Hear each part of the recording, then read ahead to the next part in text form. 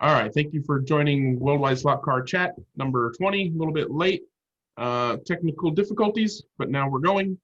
I'm Greg Galb, your host, Slot Car Racer, blah, blah, blah. We got Russ Paver here, Leo Capaldi, Dennis Sampson, John Kitt, Chris Walker, Slothead, Lance, and others on the chat. Since it's going to be probably going to be a short recording this time, we'll jump right into our requested topic, which was timing hardware. Weltmeister suggested, Philip asked about timing systems. He says he's trying to decide between Trackmate and VSU. I don't know how to pronounce that. Systems. He's got no experience with either systems, but perhaps others do. So I figured we could kind of have a general discussion about, timing systems, focusing on analog. I'll just leave the digital side of things alone on that. I believe he's building a 3-lane at least. I think it's just 3-lane wood slot car, routed wood slot car track, copper tape, and he's getting ready to do all of his wiring and installing a timing system. I'm only familiar with DS. I've never installed one, but that's what most of the guys in my club use, is a DS systems with two stacked 2-lane boxes for 4 lanes and stop and go boxes to control power, and software controls most of the time to control the racing. One of the guys, maybe 2 of the guys, have Trackmate hardware for part of it, and then DS for other parts. I don't know how it goes together. So anybody who's got experience with setting up analog lap timing hardware, specifically if you've used either the Trackmate or VSU systems, how would you compare the two? Do you have experience with something else? Do you know of these, what their feature set is, kind of anything that goes along with that? I know, Russ, you've got a DS system. Go ahead and talk about that a little. Yeah, I'm currently using Dale's Race Manager or Race Management. I'm also experimenting and looking at some other items. So I just wanted to say I'm glad we're having this conversation this morning.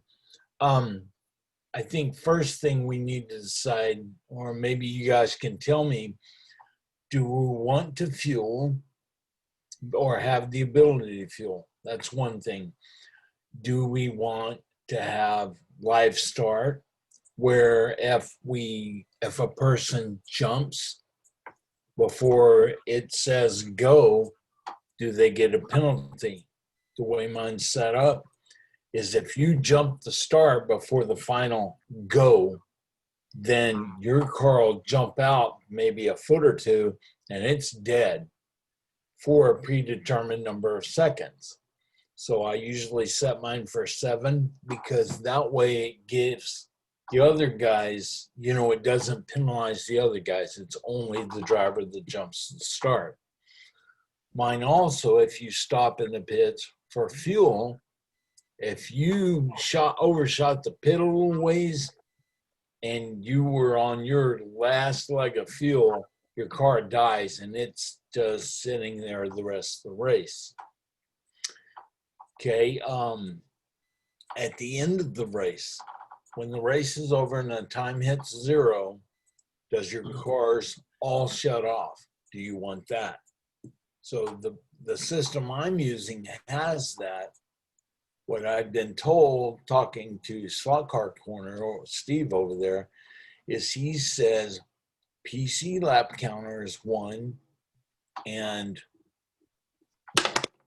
hang on a second, I'll tell you the other one. I mean, you need the right hardware to begin with. I mean, there's a variety of software programs you can use, but unless you race coordinator. The other one is race coordinator. He says they will both work with fidget boards. I have fidget boards I use. One is your typical fidget board. The second one has relays. It has 4 relays in it, 1 per lane. That's what controls your fueling, and that way it individualizes one lane. So I love the way mine works when it's working right.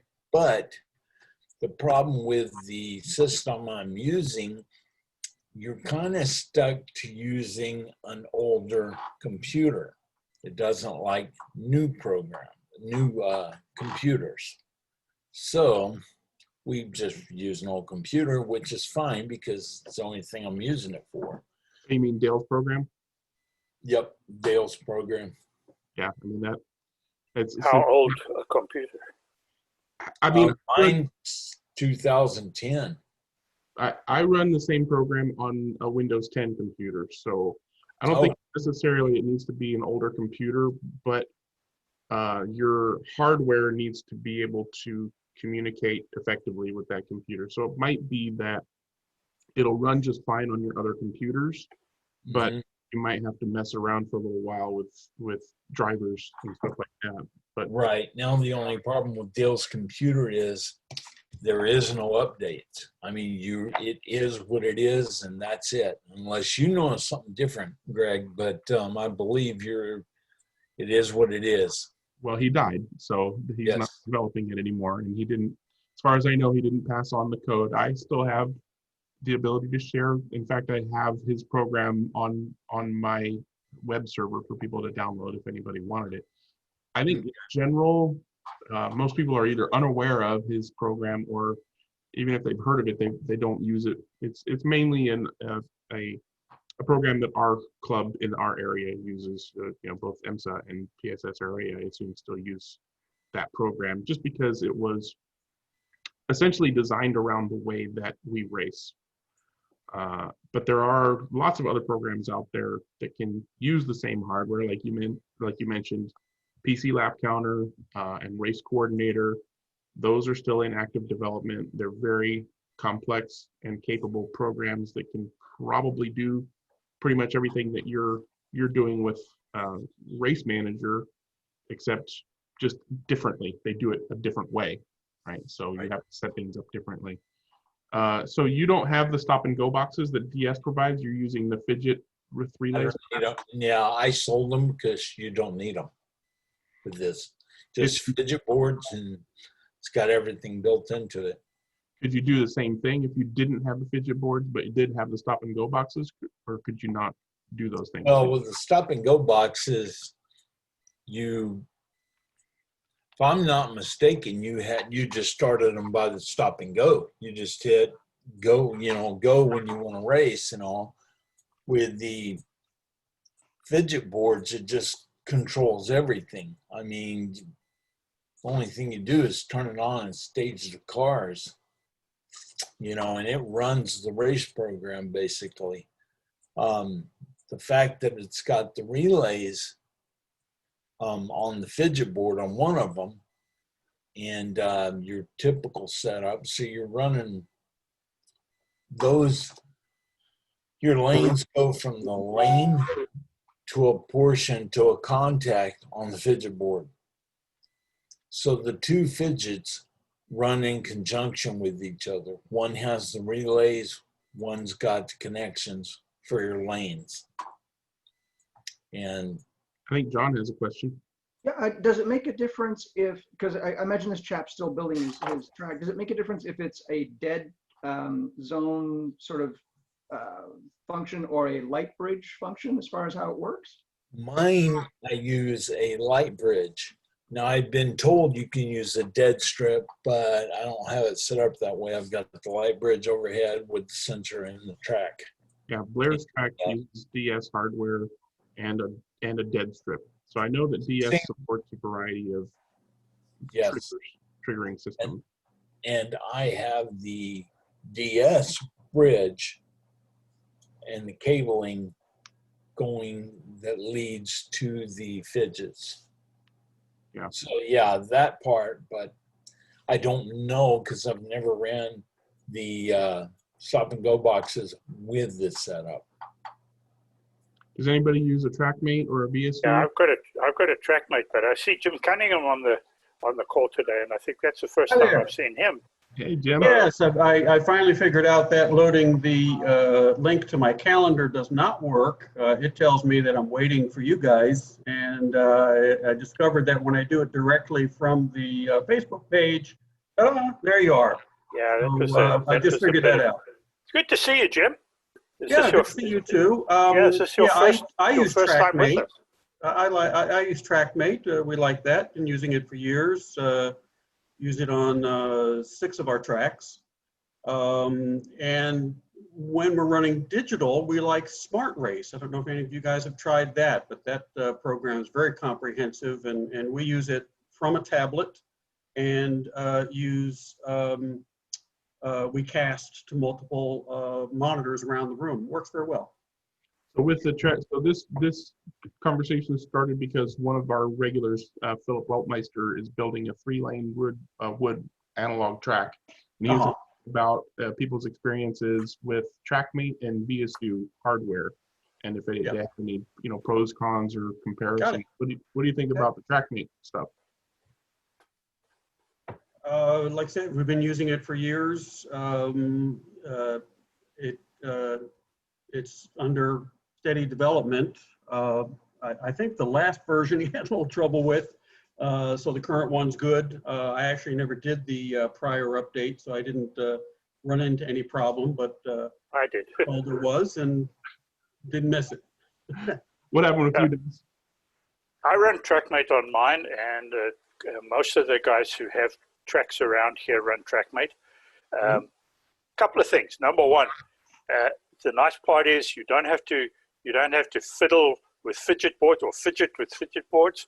You don't have to know anything about electronics. You don't need to know about Arduino or all these other weird names that float around these things. You can buy a complete system from him and basically just install it. Trackmate will run off of a light bridge. It will run off of a dead strip. It will even run off of reed switches if you wanted it to. Not that too many people do that anymore, but maybe the HR guys still do that. The big deal about Trackmate in terms of the software and the way it runs a race is that it's pretty basic.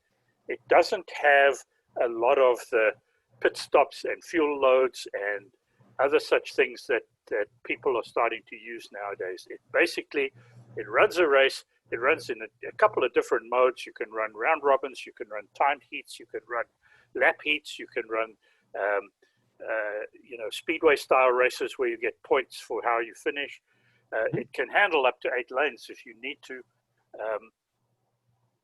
The deal for me was always that I could go to one place, buy things from one guy, put them together, and everything worked. Yes. Straight out, first time. I have kept up with all the upgrades. I did experience the problems that Jim managed to miss, but primarily what I found there was that it was basically that I was still running an old Windows XP machine, and the new software the XP just didn't understand some of the things that the new software was doing. Once I got onto a Windows 7 machine, it was fine. I haven't moved it onto Windows 10 yet because I only have one of those, and that's the one that I'm on now. But I find that it works really very, very well. It can't control an individual lane because it only has one relay that will cut the whole power unless Jim There's can an change option that. for that. There's an option for individual lane control, or time cell is what he calls it. It's a separate module. Yeah, but would that work in a race like Russell was talking about, where let's say you're running a 50-lap race, and then the power cuts to each lane as that car completes 50 laps? I don't think it'll do that. No, I don't think so. Yeah, but in general, certainly for a first timer, if you've never put one of these things together and you're not an electronics guy and you want to do it, I think Trackmate works champion. So it does have basic power control, so you can have dead start. Yeah, you can have a dead start, and then you can decide how to do that. It won't switch the power off if somebody jumps on a live start, but it'll do all the other things and handle does it? I also require like their own software, how or we can can you- set up the delays. I also like how we can set up the delays so that your rotation, it gives you warning as to 30 seconds to start and so forth. So it'll run the entire race for you untouched if you're running a multi-heat race. Yeah, and if you've got like 2 minutes between heats, you can program that in. Yes. It tells you who's on deck. It tells you who's going where. It automatically rotates if you need to. Yes. But the nice part about that is that you can switch it off, and you can do it manually if you need to. Yes. Sometimes you want a little bit more time. Sometimes you don't. Right. The nice thing that I use every now and then is the fact that you could switch on a voice, which tells you your lap time every lap. So when I'm practicing or something like that, you just switch it on, and then you get some guy's probably Daniel's voice, the guy who wrote it, telling you what your lap times are each lap, and that's kind of nice. The latest versions have got nice things. The one thing that it still doesn't do, if you are running, for example, an IROC event where everybody's using the same cars, and you start each heat with the cars at the start line, right? You can't. There's nowhere that you can write down the segments that each car finishes at. In order even at to the add very them end up of the later. race? Say again? Even at the end, like if I do, like at Alan's track, he uses these fancy Spanish software and thing. And basically when we're doing that kind of a rotation, if I come in on 1 and I go through, 1, 3, 5, 6, 4, 2, and I come off on 2, when I come off on 2, the system knows that that's the last heat that I'm running, and then it asks for what segment I'm in. So Trackmate doesn't do that at all. Trackmate's got nothing that counts segments at all. We always recorded that manually on a notepad. Yeah, that's what I do too. Yeah. Does Trackmate hardware? Are there other software programs that support Trackmate hardware? I imagine. Yeah, I mean, Yes. I know that guys who are running Race Coordinator and a couple of PC Lap Counter, I think a couple of others will run off the Trackmate hardware. Yeah.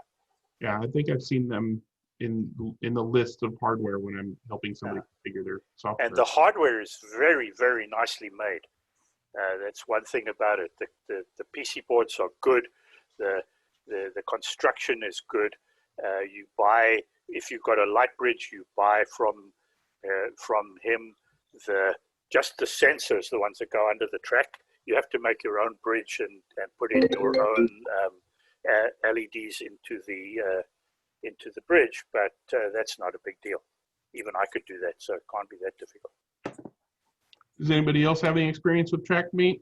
Because it looks like Lance says we have Trackmate hardware and Trackmate lane counting software. It's an LED light on top and a sensor under the track lane. The software is free. I think the Trackmate hardware works with other software programs. Yeah, so it's pretty much in agreement there. Has anybody used a VSU system? No, I've used Trackmate for, I can't even remember how long I've used Trackmate now. We will be installing Trackmate on both of the new tracks at the commercial center, at the commercial track. Mini Grid, which I'm fairly well familiar with, has run slot track. It has a lot of it has a lot of bells and whistles to it. You can get, you can change tires, change fuel, do this, do that, do this. It is not, in my impression, anywhere near as reliable as Trackmate is. I think Steve Hendrickson has slot track. Wasn't that what he used? Yeah, it's got some, if you want to sort of mess around with your race formats and do different things and all those, it's got tons of potential to do that. It's far more advanced than I am. I don't even know what, I mean, it seems to do a lot of things, and the guys can tell me it does a whole bunch of things. But, mine, like you guys, I write down segments. It counts the time. It counts the lap on Trackmate, and it does I'm still using an old DOS computer on this thing. and it works just fine. I don't need to hear Murray Walker telling me I'm in the lead or closing up behind and stuff like that. So I haven't used any of the others. So I guess for Weltmeister, it really, what do you want? What are you looking for?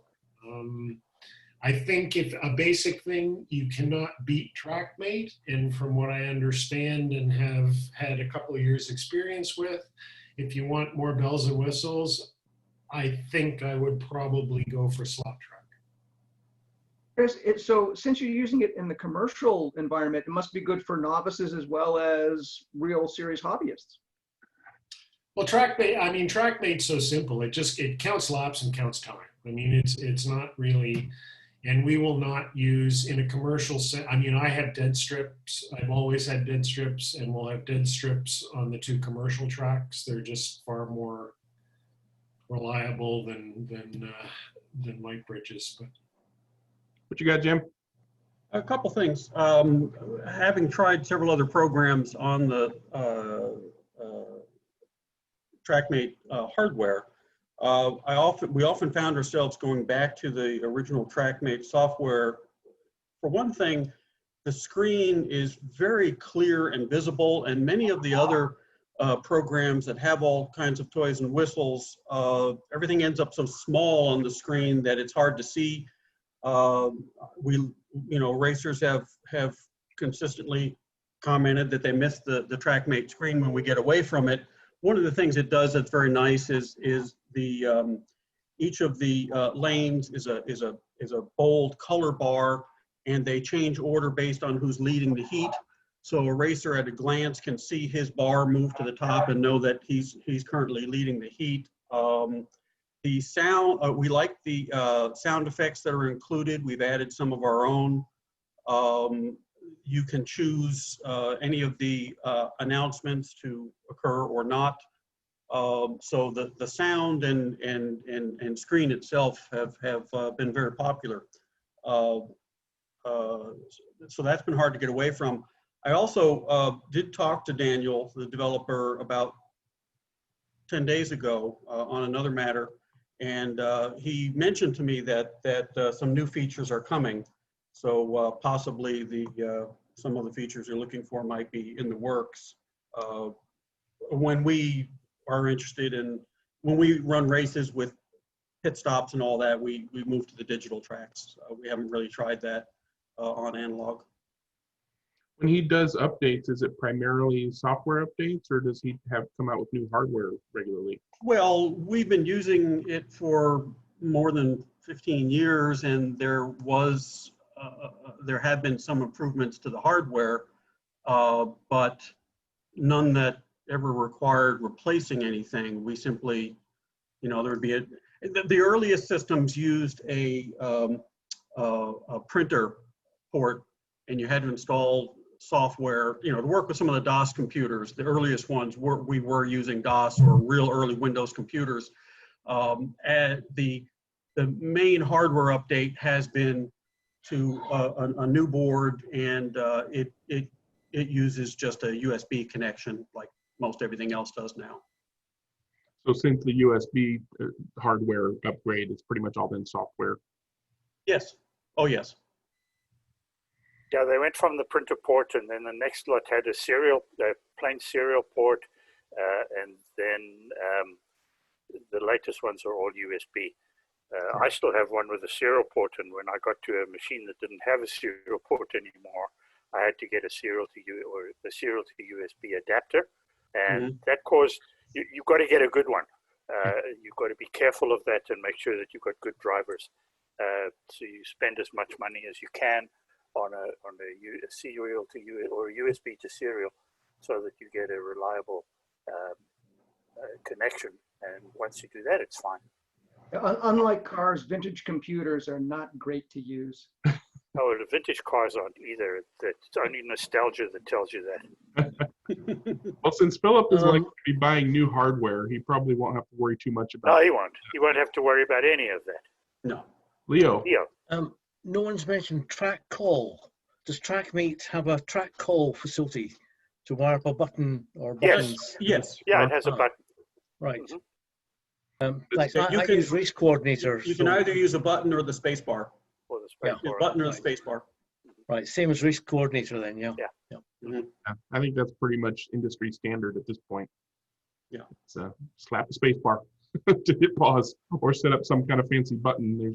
I mean, the digital that stuff happened. is a little bit more. The space bar used to work all the way back on the SRT systems that we used at the, Mhm. at the commercial raceways. Well, still some of them still use them if you can find a DOS computer to run it.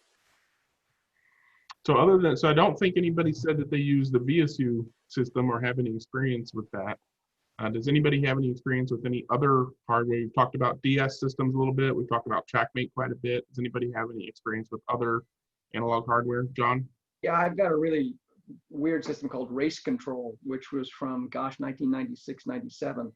And the reason I liked it was made primarily for plastic tracks where you didn't have to drill a hole or have a dead strip. It had these little, I guess, sensors, for lack of a better description, and you put them under the track at the start finish line and at the midway point, so you could have an interim time as well, and it works a treat. It was actually designed in Germany by these guys who did industrial machine measuring devices and were slot car guys, and I got in touch with them in 96 and we tried to market it, but it was too bloody expensive, so I think I was their only customer in North America. I don't know what the hardware is that Alan has in his tracks, but he's probably the only person in North America with that too. But it works really, really well, and for our purpose it was great, because when people used to come over, it would set up a round robin, and it was great fun. Still is.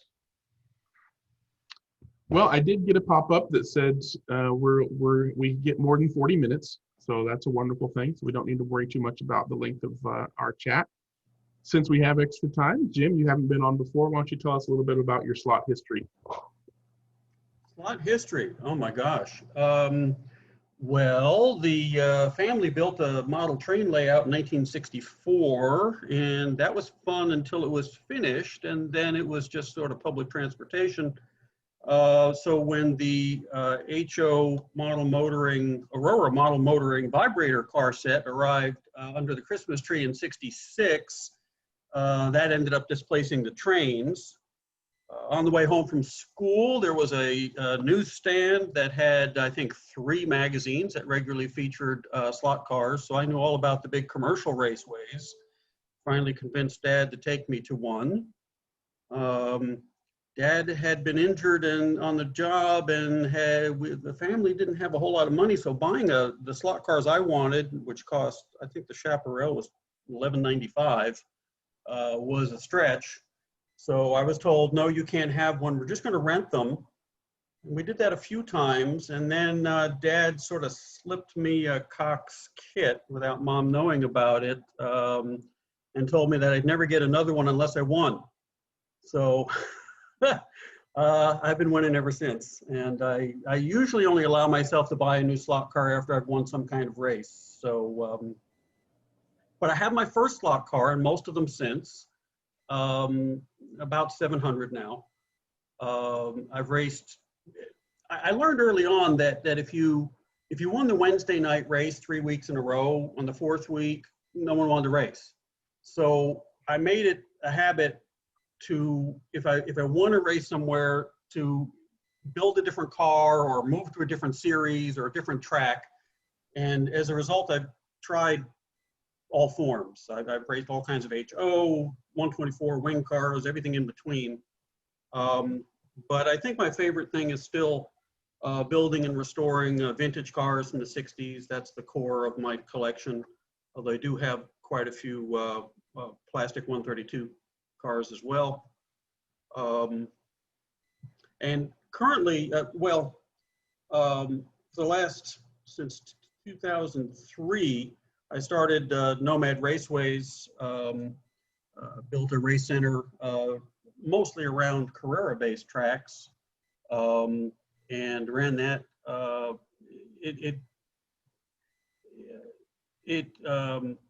By 2016, it was doing well, and I planned to move it to larger quarters. But in order to fund that, I wanted to sell my other business, a bicycle business.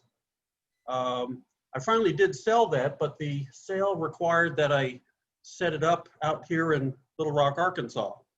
So I had to leave the area to do that, to free myself of the bicycle business so that I could focus on the slot car business. My partner kept the slot car business running, but he decided that he could only manage the mobile part of the business, which was the most profitable part. Frankly, the retail store and the web store that we ran for years didn't match the income that we were getting from doing mobile events, which we did corporate events and worldwide. I've traveled to Europe and the Middle East and all over the US with portable slot car tracks. We currently have 15 of them, which are doing nothing right now and haven't since March. So I've been sort of that business, which was doing well.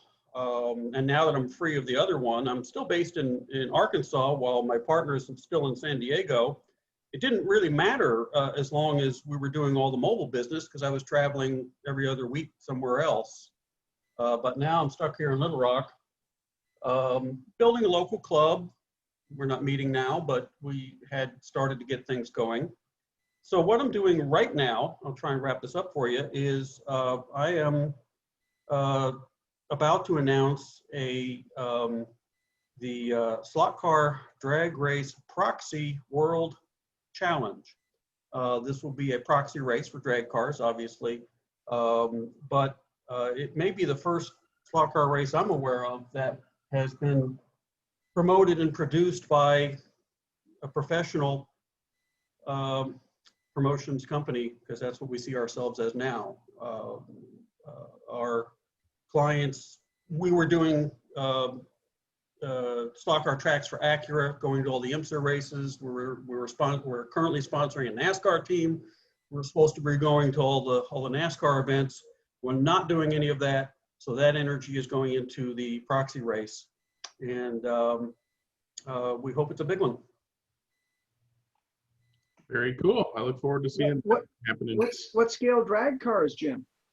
This will be 124 scale drag cars. We're partnering with Batesville Slot Cars and Hobbies. They're a commercial raceway nearby here in Arkansas. This weekend, in fact, they're running their third annual championship there. They typically get 600 or 700 entrants. Last year there was a $10,000 purse, $10,000 first prize, I think. Drag guys are nuts about money. So it's been a big deal. So it's a nice facility, which, like most commercial raceways, is not doing much in the current environment. So I'm going to be quite aggressive about promoting this event because unlike other proxies I participated in, we don't have to worry quite so much about damaging people's cars on a drag track. It doesn't take all day to run a race for a few cars. And we essentially have the use of the raceway for as long as it takes to get through as many cars as is entered. So we're expecting somewhere between 1,000 and 5,000 entrants. I don't know, whatever it takes. If we get 5,000, that's fine. If it takes us 3 weeks to run through them, we're there to do it. I've got a professional crew to run the event and a professional track to run it on. Is it going to be people pulling triggers? No. It's a proxy race. This is about events. There will be no people pulling triggers. The cars will all be run in exactly the same fashion so that it's entirely based on the performance of the cars. If we had any people pulling triggers, there was always a chance that one trigger will get pulled a little quicker than the other. Of course, there's no such thing as a red light because these are all going to be solo passes and it'll all be triggered automatically. Because, well, we have a 100 amp power supply with a 50 farad cap. We wanted to be prepared for anything that someone might deliver to run. So Group 7 motors, if the RC guys want to prove that their brushless motors are faster, bring it on. We got all the amps they can eat. and it'll all be triggered automatically, and we'll record the top speed and ETs. And So the basically, other component will be a judged appearance component. So the score will be based on ET, top speed, and appearance. So they can send a fast, ugly car, but it's unlikely to score well unless it has a balance of all three. so it's like an unlimited class then? There are 27 classes, including Oh, 132nd. okay, sorry. 27 that's why we expect so many entrants, is we're covering all popular forms of 132 and 124. You'll be seeing the details. I don't want to tie you guys up too long, but yes, the 27 classes. So there's something in there for just about everybody. Dennis, I expect you will participate. I think this will. I've never built a drag car in my life. I know, but Right. you have the skills, you have the technology, and I think you will be challenged by this. I might have built a couple of cross-dressing cars, but I don't know that I've ever built a drag car. We do have a category for most fun cars, so we're Okay. bring your drag stuff. Bring it on. All right. I'll What's your keep an eye out for that when you start publicizing it. what's your Yes. line? I want to share my screen for a moment, because what Jim hasn't told you is that he is and I'll tell you, this guy can build slot cars like you've never seen in your life. I have 3 photographs. Jim can tell you what these are. Can you see Okay. this one? I haven't shared yet. Oh.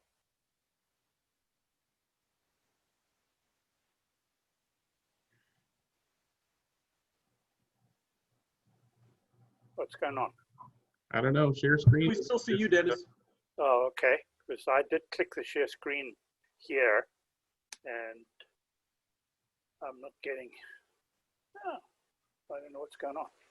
Hold on a moment. Let me try again. Where's my Zoom? Oh, Hey, Weltmeister. We talked about timing systems for quite a while. I can't. No, can you guys still hear me? Yeah, Yes, you're here. yes, we can hear you, Dennis. Because I can't see my Zoom screen at all.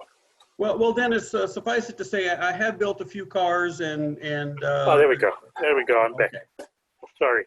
Let me share screen. We're just waiting on you, dude. There we go. There we go. Hold on a moment.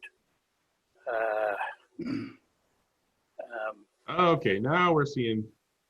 Now we're How's seeing that? your folder. Go ahead and open one of those files. It's probably just a little slow. Mm. It's showing me the folder. Yeah, because I've already opened the file. Yeah. Well, when you share, you're choosing specific windows. So you shared the file manager, but not whatever program it opened in. So you want to stop that share and start a new share, and choose the window that the picture popped up in. All right, let me try that again, shall I? We got time. You guys see why I wouldn't be able to work with a fidget board, hey, Russell? There we go. Oh yeah, that's one of mine.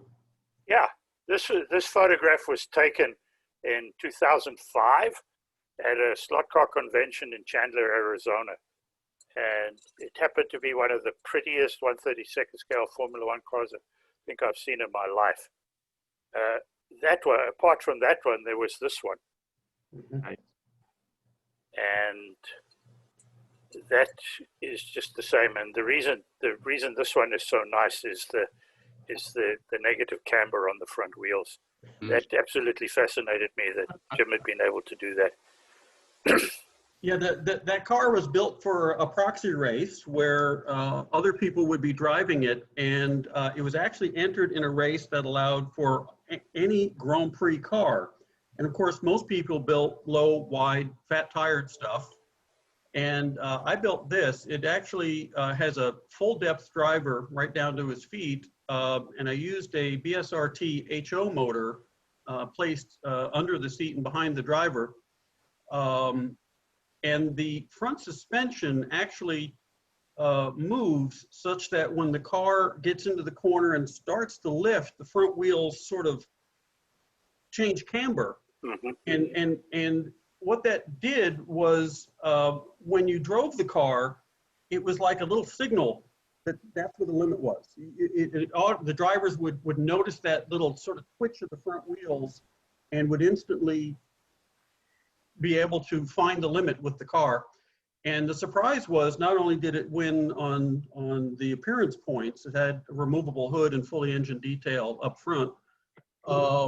It also was, I think it scored first or nearly first in the race over all those fat, wide cars, in part because it was just well balanced and really easy to drive. You got any pictures of the motor there, Dennis? If you guys want to see it later, I certainly have more Yeah, photos. I don't have any other photos, unfortunately, just those ones. We love pretty pictures of pretty cars, so you're Yeah, welcome to I share. just thought I'd give it to you because he does some really, really fancy stuff, does John Cunningham. He built a Chaparral 2H, modified from a Strombecker body with a fully functioning wing at the back. Another really, really pretty car. Very nice. Anyway, that's it for now. I'm gonna stop my share and Maybe another time I'll break out the photos for you. There's a lot to see. And if you get to Little Rock, Arkansas, you can drive them. Question, Russ? Yeah. Jim, do you restore cars for people? I do restore cars. I have never really done much building or restoring for other people. That business I sold, Cycle Art, was a business that specifically did restoring and restoration of bicycles for other people. So I had almost 40 years of doing very detailed restoration and fabrication work on all kinds of bicycles, from the earliest turn of the century stuff up to recent. But I really have not done much of that in the slot car world. I think I've kept slot cars, at least the car building part, as a hobby. In part, I think because, you know, if I made a set of decals for a bicycle restoration, and I had to do the artwork and the whole thing, that was a $300, $400 decal set. Right. I can't fathom doing that level of work and charging for it in slot cars. I don't know how people do it. So the cars that I've made, like that little Bugatti, if I had to sell one, oh man, you know. You can hook up with the slot mod guy and get his clientele. Yeah. Well, the reason I'm asking is I have a couple of tin plates, and I'm going to do a little screen share real quick, and I'll show you what I have. See if you guys can see this. Can you see these? Not yet.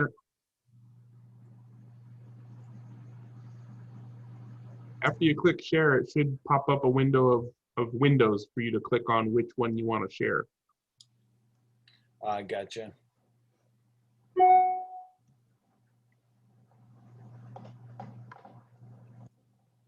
Well,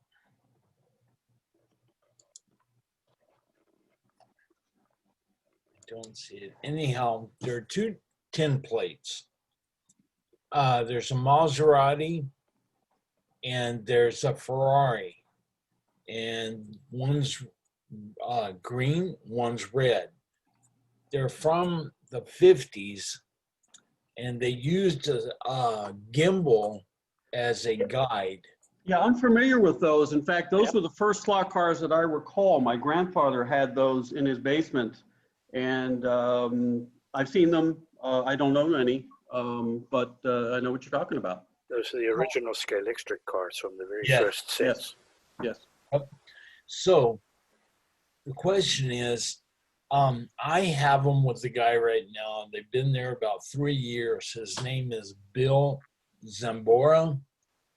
I don't know if you guys know the guy. No. I was given his name and told that he was just the guy to go to. But the problem is, it's been 3 years and I don't believe they're done. Is this something you would consider restoring for me? And I would gladly pay. I'd have to think about that. I've got so many projects. In fact, I'm walking around with my laptop, and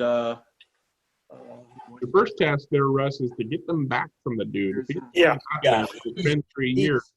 He says he's gonna be done in September and he's gonna send them back. So I don't know. Depends on what kind of condition I get them in. If you really struggle, Russ, I can help you out.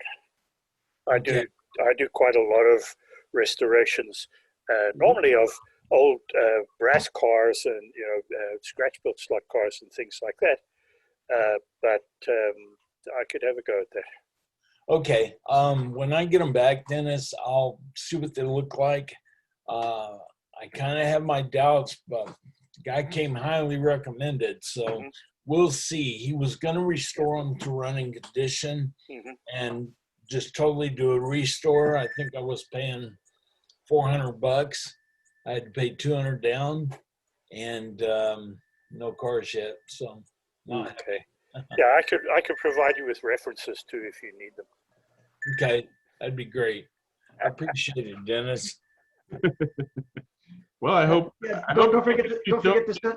Even I if was you gonna say, don't forget to send. restore cars back, Russ. Hopefully, you get the cars back Yeah. in pursuit of their avenues. What were you saying, John? I was gonna say, don't forget to send us that numbered account in Switzerland. Yeah. Bitcoin, man, Bitcoin. Oh, That's Cunningham's numbered account, that one. yeah. Did you want to show some things off, Jim? You said you were walking around. oh, I walked downstairs with the laptop because I thought I might show you some things, but I don't know how well that works. If you got pictures on the computer, you can share them. Didn't want to take over your meeting. I mainly want to. We're chatting, dude, and if it's about slot cars, then it's good to go. You want to share some pictures like Dennis was? We're all eyes. Let's see what you got. All right. Tell you what, the lighting up here is better than downstairs, and my wife is working downstairs, so I'm going to grab some of the more current builds that are kind of interesting. I'll be right back. Cool. Philip, did you catch any of our discussion about the timing hardware? No, but I'll watch it later when you post it. We didn't have anybody with any experience of the BSU system, but there was a lot of positive commentary on Trackmate. Just great support, great hardware, easy install, just all that. Oh, are those the cars you're talking about, Russ? Yeah. Oh, cool. It actually look pretty good. Yeah, they are. Yeah. Apart from the gimbal guide, the interesting thing about them is that they only have one driving rear wheel. The other one's hard, so they almost work like a differential around the turns, as I recall. So the other wheel just kind of skims. One wheel at the back is hard, and the other one is grippy, so that only drives off the one wheel. Ah, like model trains. Can you see this one? Yeah, Yep. with the gimbals. Yeah. Yep. That looks like the thing they would put in turn and reverse RC cars. When it goes backwards, it turns, and then And why there, would they use that? It was a weird system, but in 1959 or 1957 or whenever they were made, that was the way they thought about. Oh, that one doesn't have a gimbal at all. yeah. I mean, I believe I have the gimbals for both of them. Okay. Only one doesn't have a driver. They use a half driver. Let me see if I got another one here of that. So that gimbal, it just kind of See it the rotates driver? around a little axle, and then the axle rotates around in that little Yeah. opening, basically. Right. And then there are little wipers on the top, as I recall, that take the current to the motor As part of the gimbal, or just outside of the gimbal? on the chassis that run on or as part of the piece that revolves on the vertical axis. There are little wipers that run onto the gimbal. I think. I may be wrong. So can you see this one with the driver? Yep. Hmm. Okay, so that driver, they have no legs. It's just the way Yeah. they were made. Yeah. So yeah, So I'd So we love. may have to send the driver to John and get him to do a resin casting of that. Yeah, The original ones are rubber. good. They're soft. Actually, weren't the drivers originally like a rubber material? Yeah, they feel kind of soft, rubbery. So we And- can actually do it. We can actually do it for you in urethane so that they're both kind of rubbery and color it and do whatever you want. Yeah, that would be neat. I'd really love to get these back right again, and depending on how they came out or how they come out from Bill, and you know, he's got a web page. I just don't, not sure about it. You know, it's been a long time. Go ahead and stop your share there, Russ. And I think Jim had some Fidget sound. got some cards. Okay. Here. Oh, okay. Well, here's two that are currently underway. These are both cars built with vintage 60s era components. Strombecker destroyer motor there, Chemtron chassis. It's not painted. I grabbed, finished the paint work. Auto Union type B-type. But what I found interesting on this one is you see the little cap here, which actually is a bicycle part. I added that to the top of a little device I found among some vintage parts. You see that tank that's inside. Mm-hmm. You fill the cap with oil. It's actually trombone oil, and there's a wick that runs off the back of the cap to touch the commutator. You can see the down spout there in a wick. So it lubricates the comm on these open frame motors. Interesting, rare device, something I'd never seen before. And when I found that, I just had to build this car to make use of it, because it would be a difficult thing to mount in a useful position on most cars. But given that that's the fuel filler cap on the real car, it worked out well here. I haven't got my driver properly positioned yet, but so that's a project now. And then the mate to it, of course, is the Mercedes. Also built again with all 60s period components, but probably not exactly the way anyone else had done it.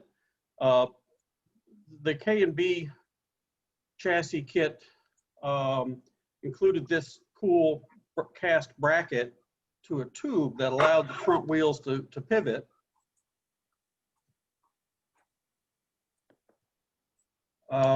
Which I found interesting, and it works well. I've got a number of vintage cars with that arrangement that allows the front wheels to pivot.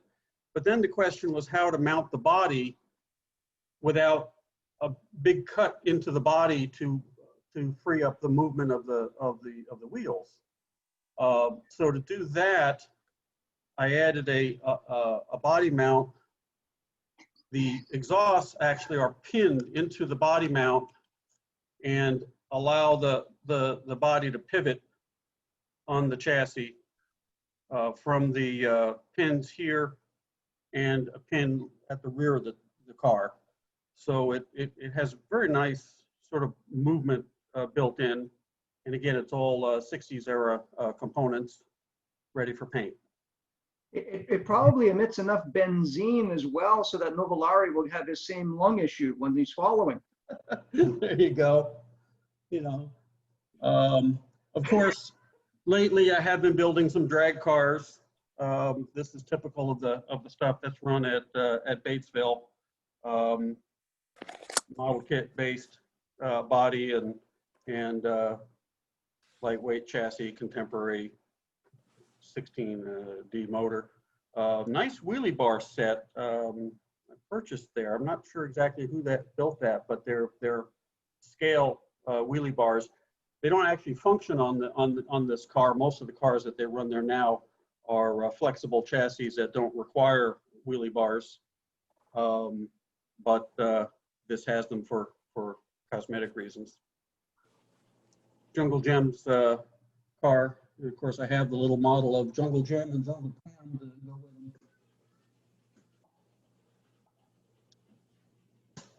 Something else might be of interest. Oh, You'll have to model a Jungle Jane who used to actually be That's right. along with Jungle Jim. I have it. That her name's Pam, and Yep. yes, Jungle Pam, yeah. we do have her too. Yes, Yeah. that was Pam. Is there any silicone then- left in Arkansas after you were finished with that?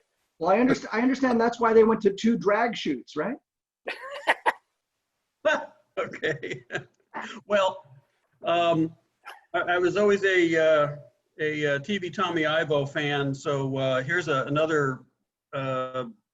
It's more than just a restoration. It's a bit of a modification from the original piece of junk I picked up, but it's a drag car with 3 36D motors. 36Ds. Oh, Wow. okay. He had Again, 4. all vintage parts. Not exactly anything that anyone actually built in the day, I don't think, but it's fun. It tends to wheelie, come up on the chassis here, come back down and do another wheelie. It actually, in current configuration, does 3 separate wheelies down the strip. Wow. But kind of fun. What's next? A refrigerator motor? Maybe a transmission, 2 or 3-speed transmission in it. Right. Well, yeah, if I put enough weight on the nose of it, I can probably get it down to 1 wheel stand, but it's just for fun. I don't know, that's another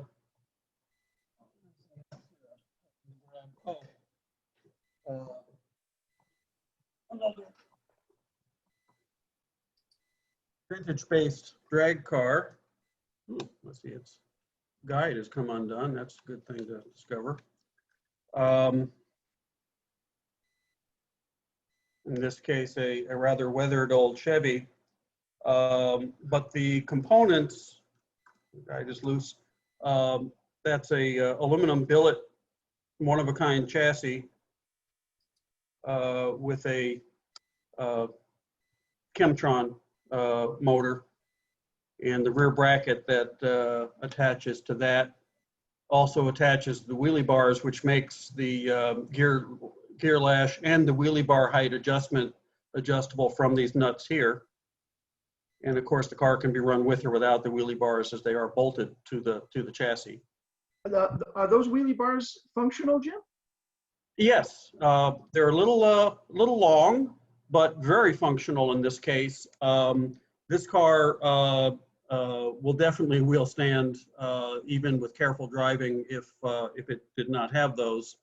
And with those bars in place, it's a very smooth running, quick car, even with a 50-year-old motor. Now you must have a Hearst Hemi under glass, I hope. Don't, but I'm certainly, I remember watching it run, the real one. And I also saw one get rolled over with Jay Leno in it. Yeah, there's a little bit of irony there, don't you think? Yeah. So that's some stuff. Wonderful. Hey, looks like Graham joined us. Thanks for coming again, Graham. Anybody else got any show and tell? I have to one make left. him go dig some more stuff up. You guys want to see it? I have one more. Okay. Okay, and this is RNS Raceway. This is the track here at the house. So let me go.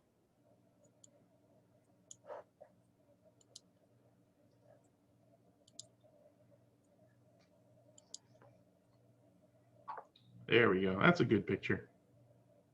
Nice. So all the stuff, people like the things around the track too, because there's a lot of functioning items. There's a sand gravel area here. There's got a pit area. Can you see my mouse move? Yep, under the main straight. Okay. So underneath the straightaway here, there's garages, there's people welding. There's a grandstand in this corner that actually uses scale illuminations, which are very tiny LEDs that flash as a car goes by and trips a sensor. So they look like camera flashes, and they fit in a Skeletra Carrera hand of the plastic people. So it's really awesome. If you go to, I have a Facebook page. It's called Russell, 2 S's, 2 L's, dash or space paver, PAVUR, space slot, space car, space page. And you can see my track build. You can see a lot of fun photos, some videos of racing and things like that. This derrick here actually works, and it has a bubbler in it that's, you know, bubbles as it goes. This is a water tower that has a bubbler. This flag, US flag, you can't see it. You might be able to if you zoom, but right here connected to the Skeletra building, I have a real tiny computer fan.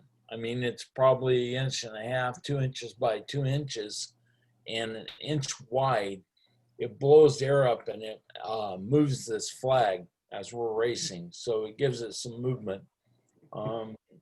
Around the other side, there's some car shows under here, and there's some the trucks that moved the cars in for racing, people all over the place. But anyway, I just wanted to share it with you guys. And You want to share a picture of from the driver's station so people can get a better idea of the straightaway and the bank and everything? How it's actually fairly tall. From the picture you just showed, it looks like a normal track, but that straightaway is basically going up all the way to that back corner, and then it's a banked turn that comes back around and then swoops down into the infields.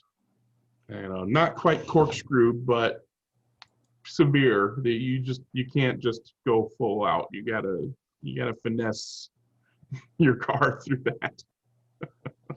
So yeah, if you can dig up one of those pictures so people can get an idea of that. try this one. I'll look at Graham. we'll You guys see spotlight that? Graham here in a minute. Not yet. Go ahead and Okay, hang on.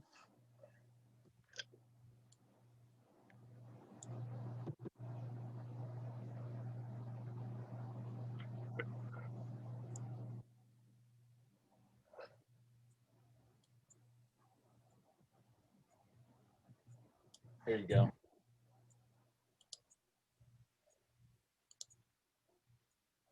yeah. So that's why he's got so much room under that for things. He's got haunted houses and campgrounds and strip. There's You have a guy strip club. weld right here under the rear fender. Yeah. Snack area over here with people. Outhouse. And here you got a campfire going, and see if I can pull this up a little more. I'm kind of stuck.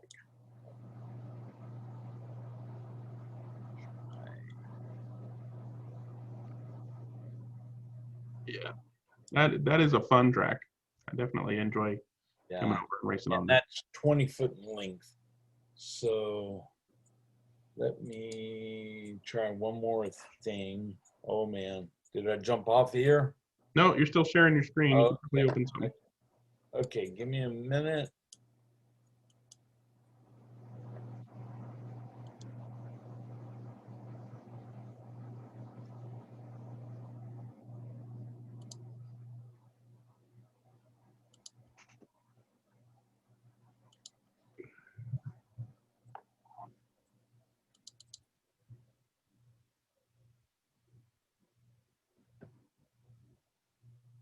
You might need to. Okay, there we go. Yeah, go ahead and hit play on that. I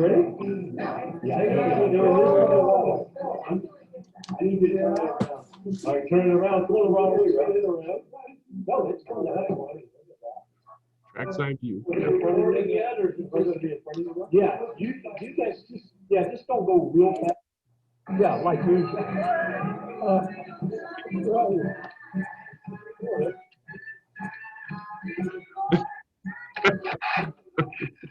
Is it working?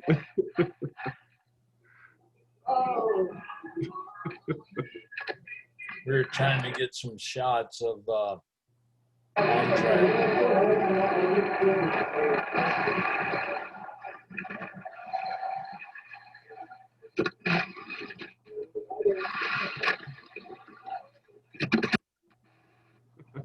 Ryder.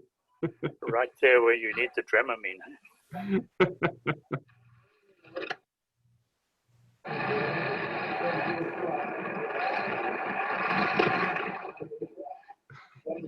Cool looking track. I don't know if you guys can see the grandstands on the right as we come around this corner.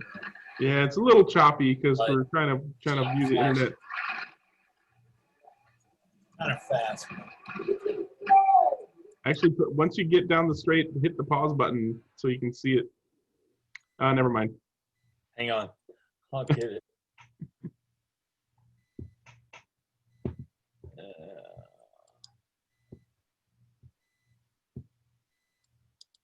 Let's see what we got here.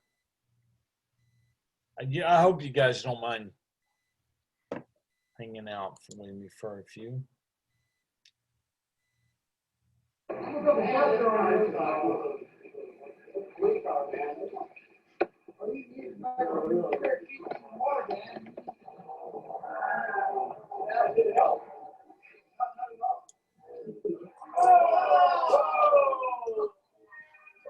See the grandstands on the upper right? Yeah, right in the middle.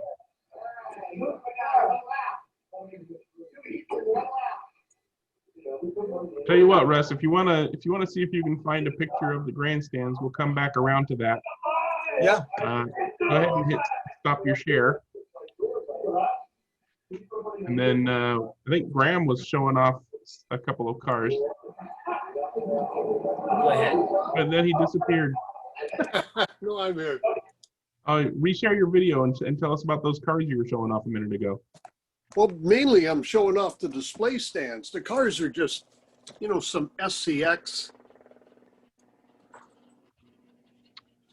Okay. Formula One SCX, but those solar powered turntables. That is neat. They're like $6 on Amazon. What? Yeah, they were $6 and something on Amazon, and I ordered a few of them. That's And cool. And they stop at night when it gets dark. There's no, you can put a battery in if you wanted to run all the time, but they're just perfect for a slot car. Yeah, that's really cool. Yeah, so next time you're ordering something on Amazon, just add a couple of those. They look quite neat. I can't get it right there, but. No, they are really neat. Yeah, like $6. I ordered one a month ago, and when they took a while to come because they come from Asia, right? But and then I ordered a couple more. The last time I ordered stuff 2 weeks ago, and these came quicker. But and they cost nothing to run. They go and stop on their own, or you can you can put a battery in. So Yeah, I got one of those for action figures.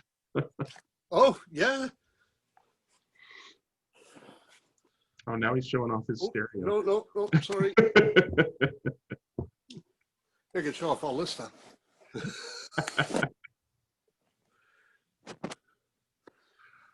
All Now right. it's just me. I noticed the slot had made a comment about their timing system. So for those who aren't on the live chat, I'll go ahead and read that. He says they have an oddball setup. They use a PC slot mouse, which is soldered wires from a dead strip to a PC mouse.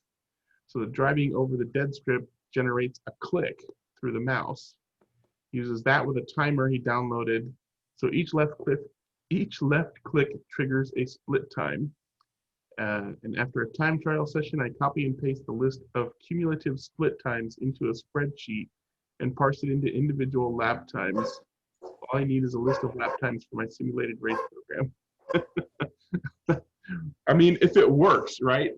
When it comes down to it, if your thing triggers when your car goes by, then it's just a matter of something to count how many triggers and the time between triggers.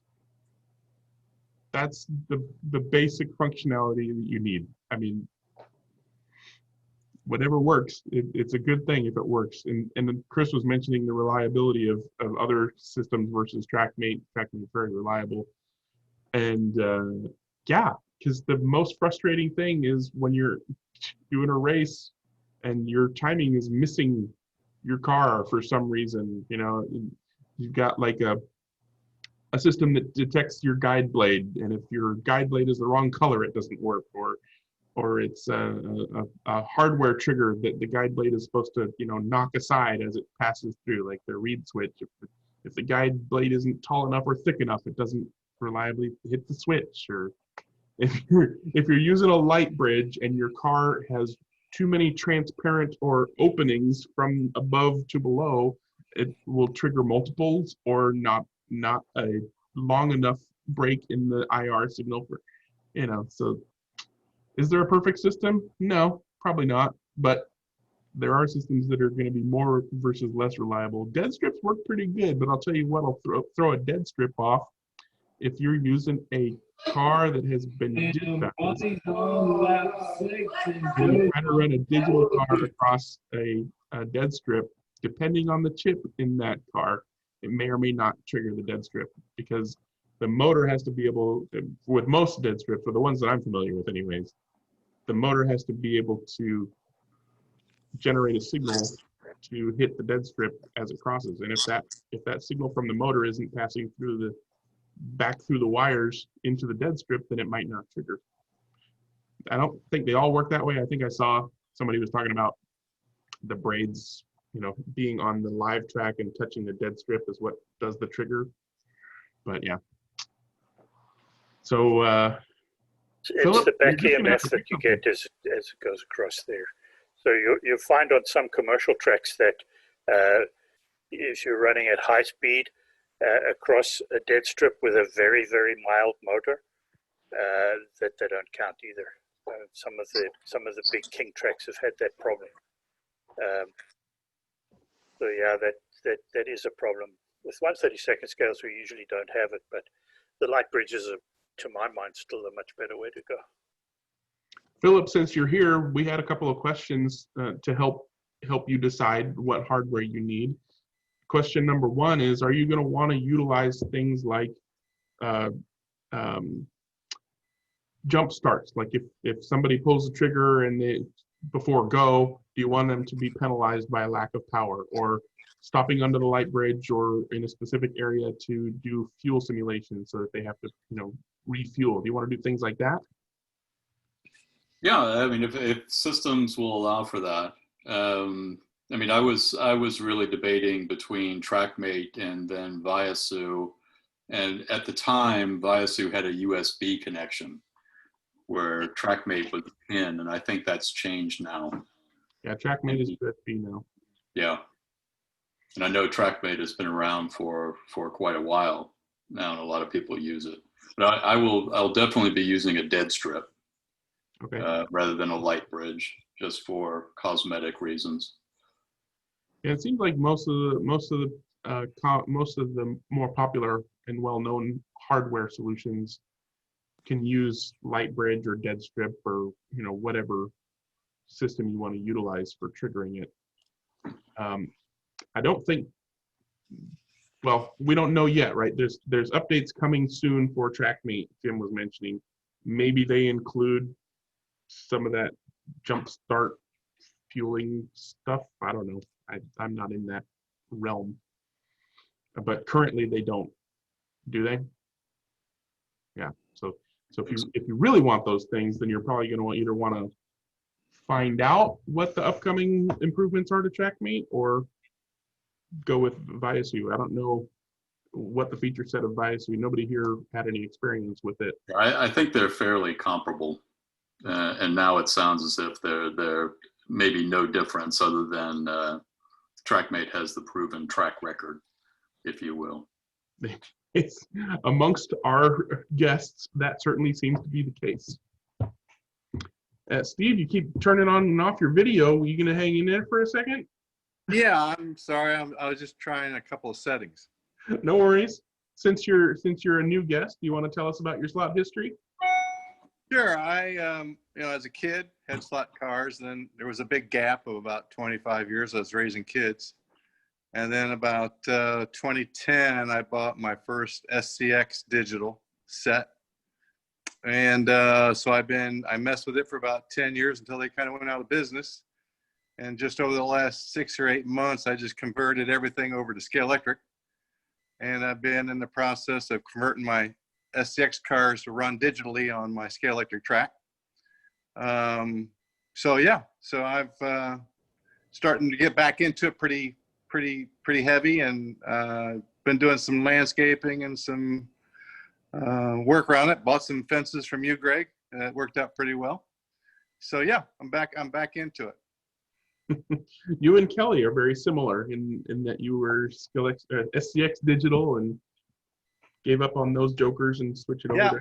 Yeah, and I'll be honest with you, I love SCX digital. I still think they made one of the best digital systems, and the way that I love the chip and how the chip worked in the car. I wasn't too crazy about the plunger because it didn't always work. But as far as easy to work on car stuff, I loved it. I was really pretty sad that they couldn't make it in the U.S. They're still running in Europe, but they couldn't make it in the U.S. And I got tired of waiting, and then started with Scale Electric because they're somewhat compatible if you buy adapter tracks. But that got to be kind of a burden. You got so many different adapters on your track and your layout. It doesn't work real well. So I finally just abandoned SCX completely and went total Scale Electric. For me, I can't disagree. The SCX is a great digital system. I've raced on it. I have the WOS track. I've raced on the original digital system quite a bit. Yeah. The main downside was that although working with SCX cars and their chips is really nice and easy in general, putting an SCX digital into any other brand. Oh yeah. Just a yeah. I mean, you were limited pretty much to SCX. Yeah. That I agree. That was the downside. I would see all these other cool cars, other brands, and you couldn't run analog on the SCX digital track. So you couldn't even do it, analog. So I agree. That was definitely a downside. The limitations to what you could do with it. I agree. Yeah. And like I said about the analog, timing systems, there's no perfect digital system. There's every single one of them has some pro or con. Right. If you like the concept of digital, you want to be able to pass and get in front of people. Sure. and all that kind of stuff that goes with digital, then whatever system you pick, just understand that there will be hurdles, and treat them as hurdles to jump rather than barriers of annoyance. They're just part of. Yeah, that's kind of why I like Scale Electric so much now, is that you can, on the same layout, you flip a little switch, you can run analog, your digital cars, you can run analog, or your other branded analog cars, you can race, and the track management system works for both. And I really do like the Magic Arc track management system. I'm not real the Scale Electric track management system. Yeah, not good, but the Magic Arc is pretty good. So I'm enjoying that. So yeah, it's been good. I'm glad to be part of the group. Yeah, I'm glad you could join us. Does anybody else have any show and tell or questions? Russ? Find that picture? I muted you earlier because you were making noises. Thanks a lot. All right. Do you guys want to watch another video real quick? It's a minute and a half. Okay.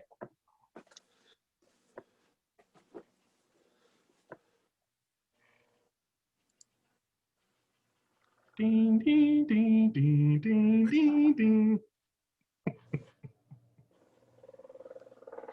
Pretty soon. Ready? Can you see it? Not yet. Nope. Oh.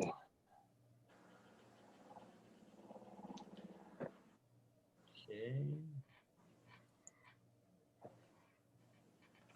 Computers. What are you gonna do? Sorry. It's okay. Oh, what are you showing there, Graham? Okay. How you doing, Russell? You coming? Can you guys see that? Nope. Tell us what you got there, Graham. Okay, what I got is, Oh, I got you. as you can see, real cheap timer. Oh yeah, that's like what we used for the slop. Oh, there, Russ has got his thing up now. Okay. Oh yeah, your walk around. Okay, cool. Oh, look at that. Got a guy down here welding.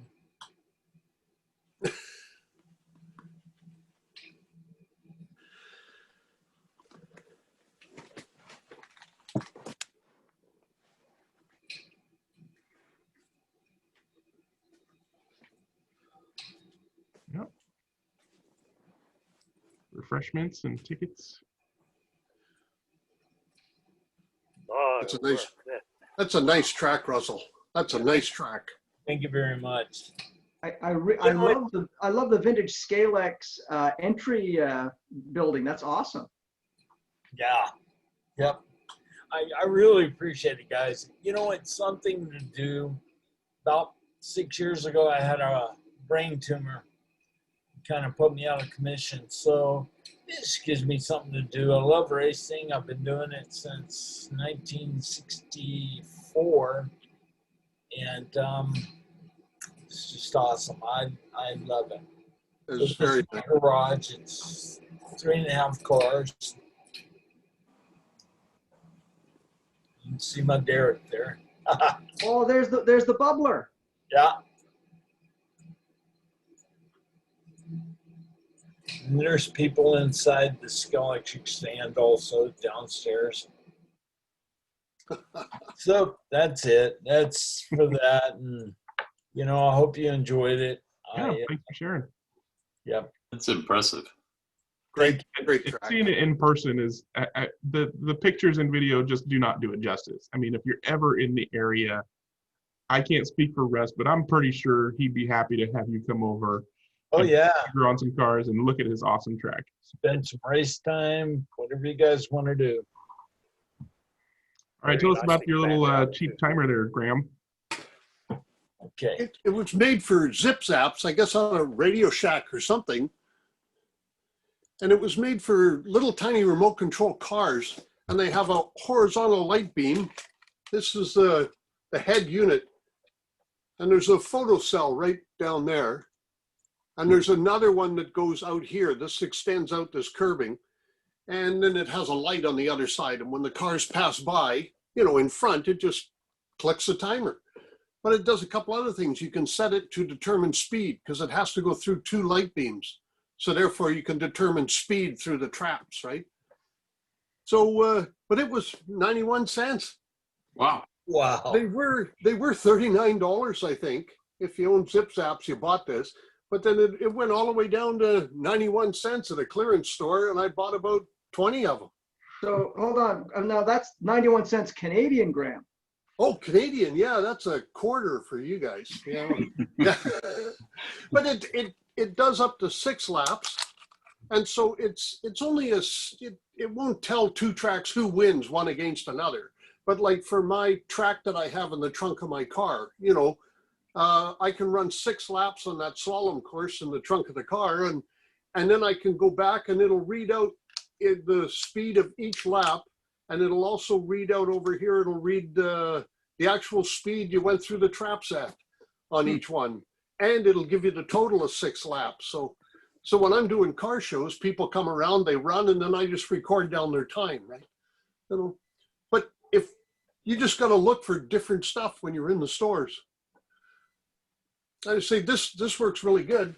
So what I did was I made a piece of track, and right in here you can hardly see, but there's a photo cell in there.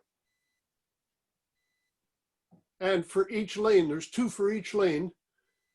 and they're set a certain distance apart, and that calculates speed. So, and then what I do is I just have on the track pieces, I just plug the display in, one for each lane, and it gives me some reading. But when I'm doing like a slalom track or autocross or something like that, then I can use this, and it was 91 cents. I just had to modify putting the cable on and extend them and then put the photocells in the track itself. So it works good. Cool.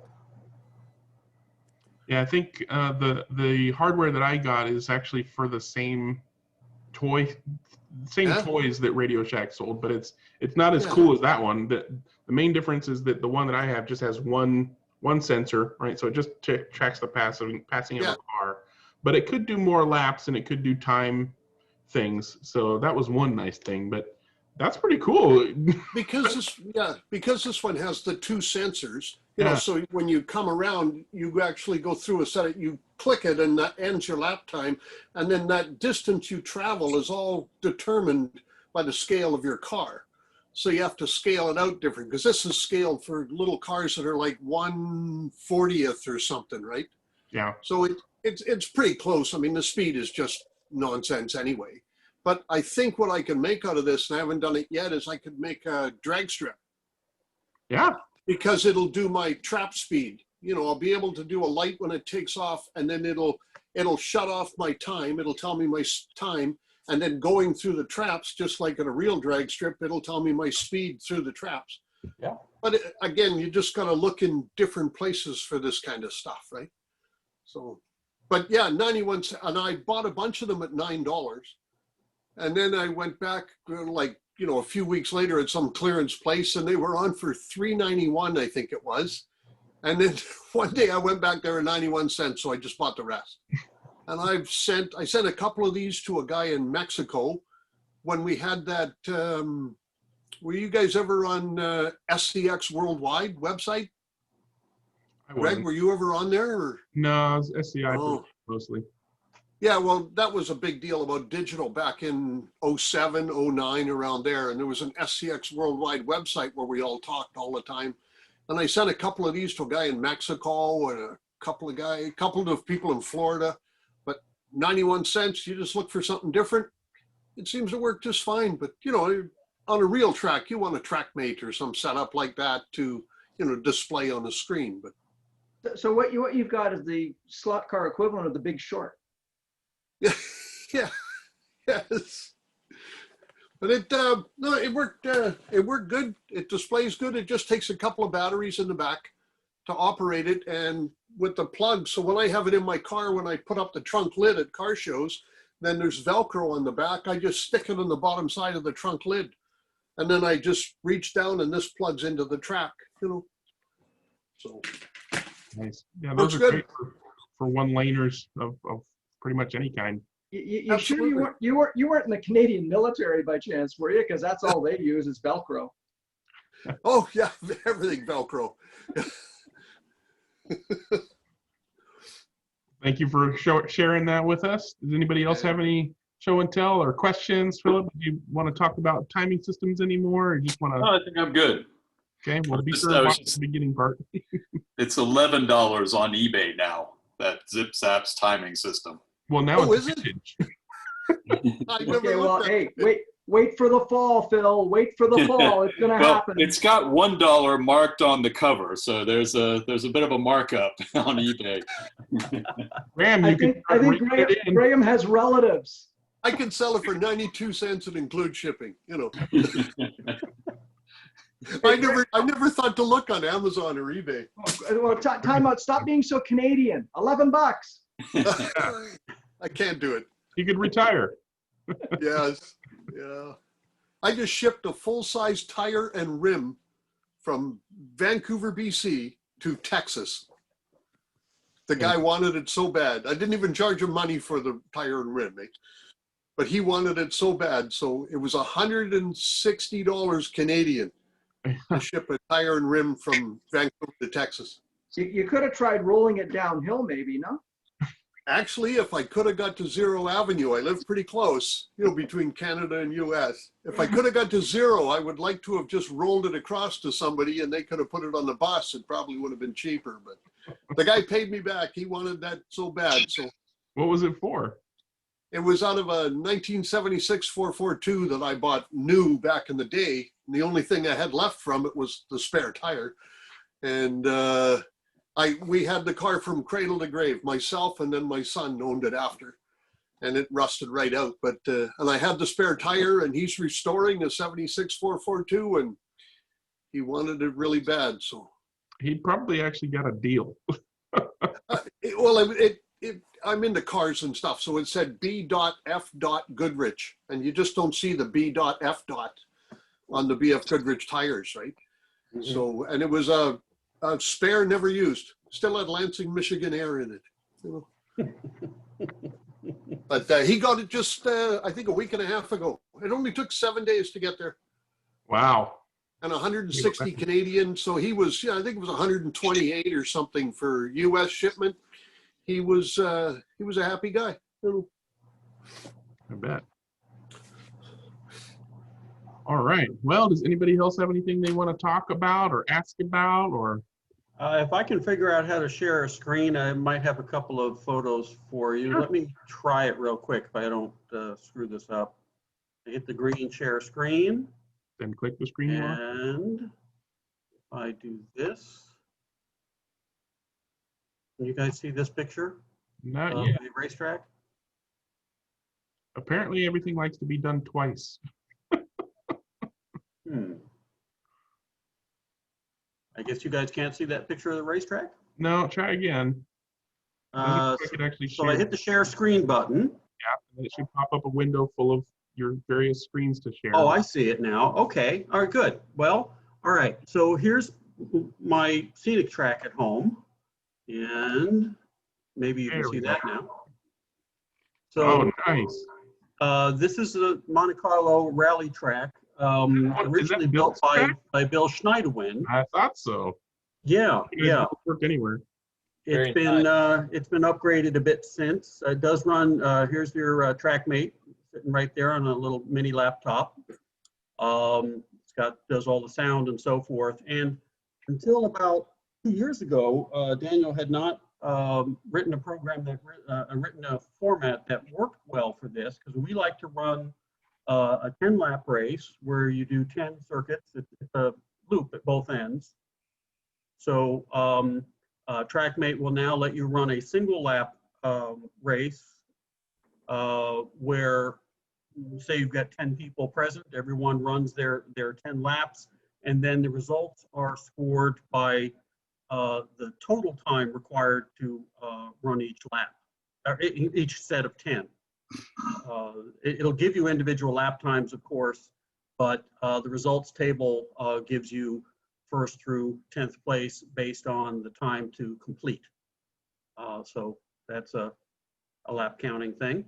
Wow, where's Lloyd when you need him? He'd love this. And let's see, here's, whoops. That's probably not what I wanted to do.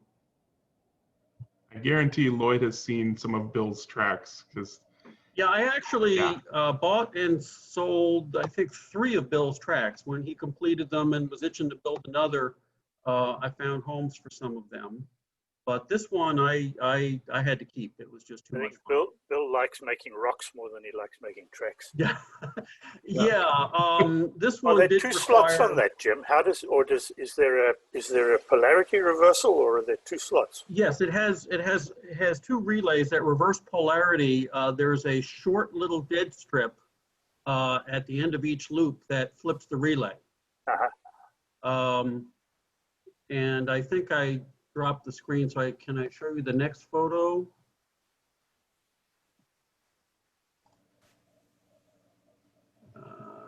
Resume share, it looks like.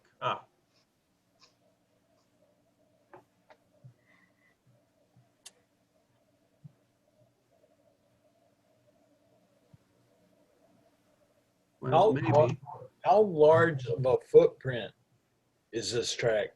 That's one of the beauties of it. It is less than 3 feet by less than 7. It has 18 turns per lap, 9 up and 9 down. And since it's sloped everywhere, every turn is different in both directions. So although I have much larger tracks, good lap times on this little baby are generally between 10 and 12 seconds per lap. And one of the other beauties of it is that it's a complete solo thing because you can marshal your own car without ever moving your feet. It's really a neat little setup there. How many linear feet is the track itself? I haven't actually measured it. I don't honestly know. One complete lap up and down must be in the neighborhood of 30, 35 feet, maybe, something like that. It's, you know, it's serpentine up and back and around. Yeah.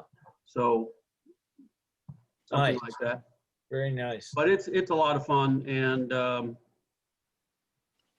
like I say, I guess I wanted to show you more photos, but I haven't figured out where once I minimize that, where it went. I'm betting it's closer to 40 feet up and down. Are you still looking at the same photo of that track? Yeah, we're still looking at the track. Oh, okay. All right. Well, Might have to stop and restart. yeah, I've got a whole set of photos here for you, but I haven't figured out how to show them to you now. Does your photo viewer have a next? So you can just go through multiple Oh, photos? well, let's try that. You're right. That might do it. Let's see. Let me get back to the photo that you're on. You're looking at this one. Next. All right, that's just showing you a laptop. Are you seeing that? Yep. Okay, well then, that's showing me photos I didn't select for you guys, so. Yeah, it's gonna just go through everything in that same folder. Yeah, some of this stuff. Well, there's my other track. This one does not show any scenery on it yet. This track is digital and analog Carrera, and I built it basically to run everything I own. Means I can run everything from Group 12 wing cars on it to any of my vintage cars, and the full Carrera digital system. Nice. So it has 2 20-amp power supplies, 12 power taps, and a fairly elaborate set of relays to switch between the digital and analog. The original intention was actually for it to be a 3-way system, digital Carrera digital, conventional analog with high amperage and adjustable voltage. And also, I intended to set it up for Scorpius, the Australian digital system. That complicated matters somewhat in doing the switching, and the Scorpius system is not enabled yet, but the sensors for Scorpius are in place. Cool. You can see the monitors up in the corners, although they're not showing any race. So Jim, how long is that track? This track is 65 feet in lap length. From these angles, you can't see the pit lane, which is down in front of the drivers. Pit lane re-enters here. So there's a turn there. You can see the pit entry actually makes a turn and comes back over this way. And we did that so that you didn't have a situation where you entered and exited the pits on the main straight where it was difficult to slow down or enter without being hit from behind. This works out very well. Nice. That's really nice, yeah. And this is in Little Rock in the Slot Car Mansion. This fireplace here was actually where Jeff Davis visited to discuss whether they were going to stay in the Confederacy or not. And now there's a slot car track there, so serves them right. Well, it looks like your ceilings are really high. Yeah, they're 24-foot ceilings. Excuse me, 18-foot ceilings. Yeah, it's an old. The building was built in 1840, and it is very tall. So your next hill climb will be at least 18 feet high, right? Yeah. You have to run up some stairs as you run the track just so you can see your car. The stairs are spiral, so that would make it very interesting. Oh, this is a Batesville. You That's could call it Batesville. Slot Everest. Yeah, there you go. Yeah, we're just getting random. There's a Batesville track also. That's their king track, and in the foreground we can just barely see the drag strip. Is that in Arkansas as well? Yes. Wow. Very nice. Well, you don't let people walk all over the track? Come on. Feel free. Yeah. A lot of those king tracks, particularly the ones that Gary Girding makes these days, Yeah, you can walk they're on. they're often not filled in between where the banking is. So between going into the banking and coming out, there's a hole right down to the floor. And if car gets in there, you need to step on the track to go over. So pretty much all those tracks have the outline of a footprint drawn onto the track, so This that is where you you know can- exactly where to put your foot, because then it's right above the support that's underneath that. Yeah, yeah. Because the tracks are particularly the girding tracks, they're very low. I mean, at that point where you step over it, it's probably not more than a foot or maybe 12 or 14 inches above the floor. So you can just put your foot on it, stand on there, and get over the track and onto the infield to pick up the car, and then put your foot there on the way out. But yeah, they have this little outline of a foot, basically just drawn in Sharpie around Gary Girding's number 11s or whatever they were, and that's how they're done. Yeah, so this is a close-up of the rally track here. I was going to say, that's the rally track, right? Yeah, there's the swimming pool, as we call the laptop that runs it.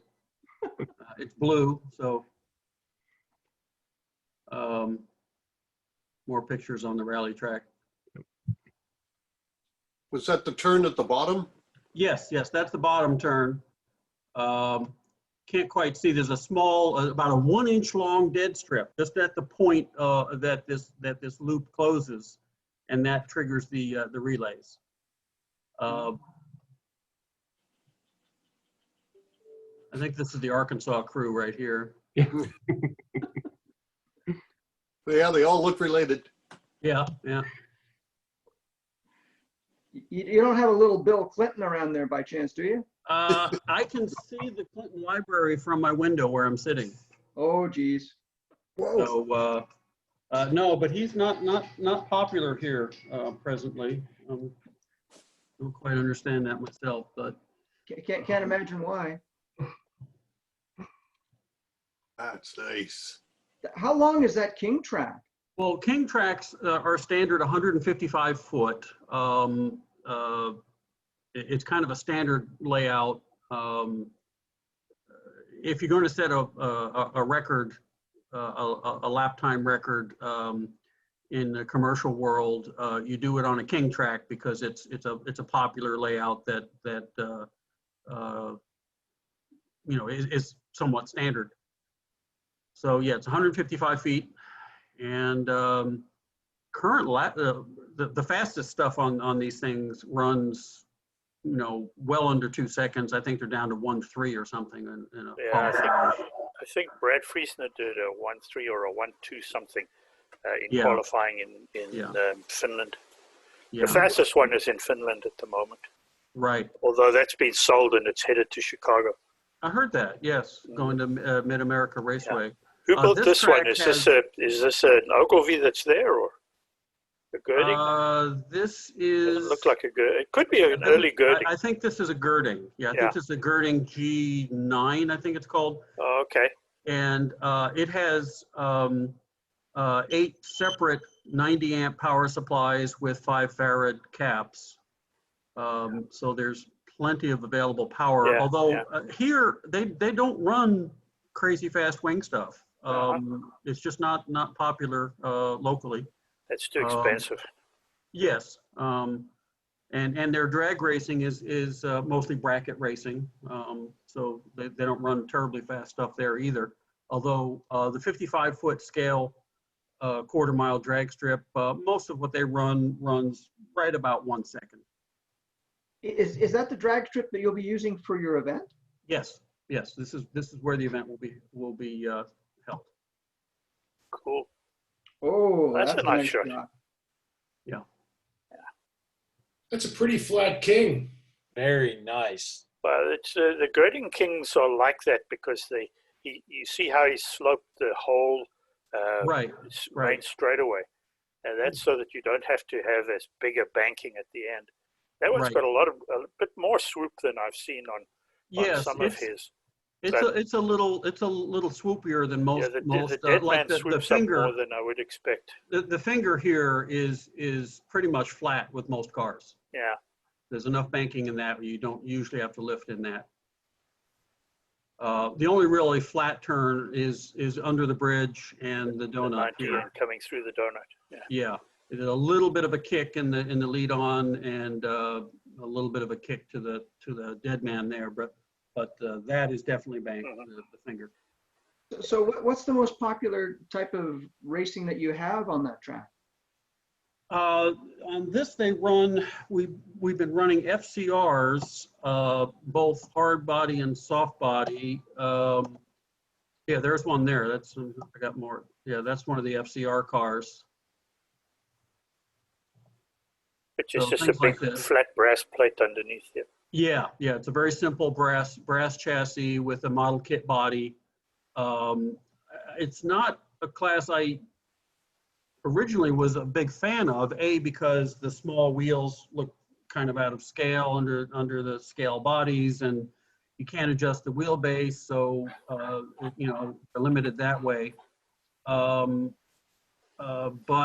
And because they are so heavy and quick enough, they are hard on the bodies if you crash them.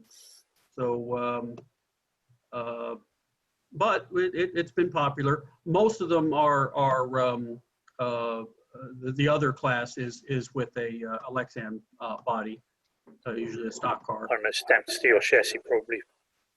On FCR, and on FCR. And then the stamped steel, and then also stamped steel, usually with GTP bodies. Mm-hmm.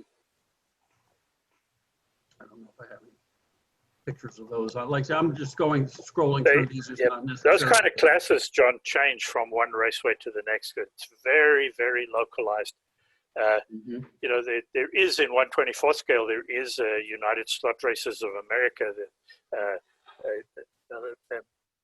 a national association, but that kind of racing really only happens in certain parts of the country, and they run one big national championship for wing cars each year and one big national championship for what they call scale cars, which basically just means they're non-wing cars. And so the rest of it, the regular weekly or monthly racing, is very, very localized in terms of the actual classes. As Jim was saying, a lot of them run those FCR cars, which are cheap and robust.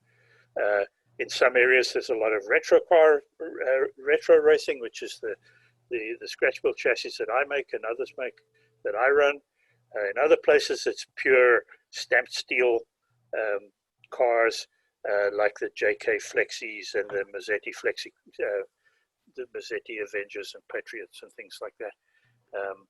So at Batesville, there's FCR, the stamped steel GTP, and the other class we do run occasionally are the retro. We'd really like to run more retro, but there aren't many people locally who are building cars. And retro, that's one reason I like it, is it's a class you can build for. And on my home track, we run pretty much everything. digital and analog 132 fly electric Carrera. Carrera 124 modified with the most of the magnet removed, and that aftermarket motor, name escapes me right now, makes them run nicely on 12 volts. Still have the retro car I built you. Yes, I do. Yes, I raced it recently, actually. Oh, that's good. So I imagine, Jim, you run your vintage cars on your Carrera track, but not necessarily the King track, I guess? Yes, I do occasionally run the vintage cars on the King track, but frankly, I don't like to do that much because they're much more likely to get damaged out there. On my home track, one of the nice things about having, oh, that's my cat. One of the nice things about this track is it has the walls, as you can see, like a commercial track, follow the turns all the way around, which means you're never very far from them. And so when you deslot, you tend never to hit the wall very directly. The wall is usually running along the same general direction that you are. So damage is actually very unlikely on this track. So I can run my vintage stuff with more confidence. Well, I want to thank Jim for sharing all of his wonderful pictures with us, as well as everybody else for sharing what they shared. We are pretty much at 2 hours, so I'm going to go ahead and stop the recording. But as usual, you guys are welcome to keep chatting. So for everybody who's watching online at a later date, thanks for watching and see you next time. Boom.